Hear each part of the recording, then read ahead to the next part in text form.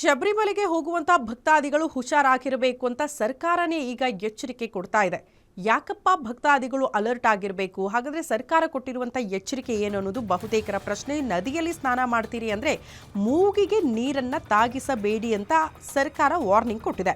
ಭಕ್ತರಿಗೆ ಕೇರಳ ಸರ್ಕಾರ ಈ ರೀತಿ ಎಚ್ಚರಿಕೆ ಕೊಟ್ಟಿದ್ದು, ಮಿದುಳು ಸೋಂಕು ತಡೆಯೋ ಸಲುವಾಗಿ ಸರ್ಕಾರ ಈ ರೀತಿ ಕ್ರಮ ಕೈಗೊಳ್ತಾ ಇದೆ ಅಂತ. ಕೇರಳ ಸರ್ಕಾರ ಮೂಗಿನ ಮೂಲಕವೇ ವೈರಾಣು ದೇಹ ಪ್ರವೇಶ ಮಾಡುವ ಹಿನ್ನೆಲೆ ಇದೇ ಕಾರಣಕ್ಕಾಗಿ ನೀರನ್ನ ಮೂಗಿಗೆ ತಾಗಿಸಬೇಡಿ ಅಂತ ಕೇರಳ ಸರ್ಕಾರ ಸೂಚನೆ ಕೊಟ್ಟಿದೆ. ಯಾತ್ರೆಗೆ ಬರುವಾಗ ಅಗತ್ಯ ಔಷಧಿಗಳನ್ನು ಕೂಡ ತಪ್ಪದೆ ತರಬೇಕು ಅನ್ನೋ ರೀತಿಯಲ್ಲಿ ಕೇರಳ ಸರ್ಕಾರ ಸೂಚನೆ ಕೊಟ್ಟಿದ್ದು, ಯಾತ್ರೆಗೆ ಮುನ್ನ ವಾಕಿಂಗ್ ಅಭ್ಯಾಸ ಮಾಡ್ಕೊಂಡಿರಿ, ಬೆಟ್ಟ ಹತ್ತುವಾಗ ಆತರ ಬೇಡ, ನಿಧಾನವಾಗಿ ಹತ್ತಿ, ಹಾವು ಕಡಿದ್ರೆ ಆರೋಗ್ಯ ಸಿಬ್ಬಂದಿ ಗಮನಕ್ಕೆ ತನ್ನಿ ಅನ್ನುವಂಥ ಸೂಚನೆಯನ್ನು ಕೂಡ ಕೇರಳ ಸರ್ಕಾರ ಕೊಟ್ಟಿದೆ.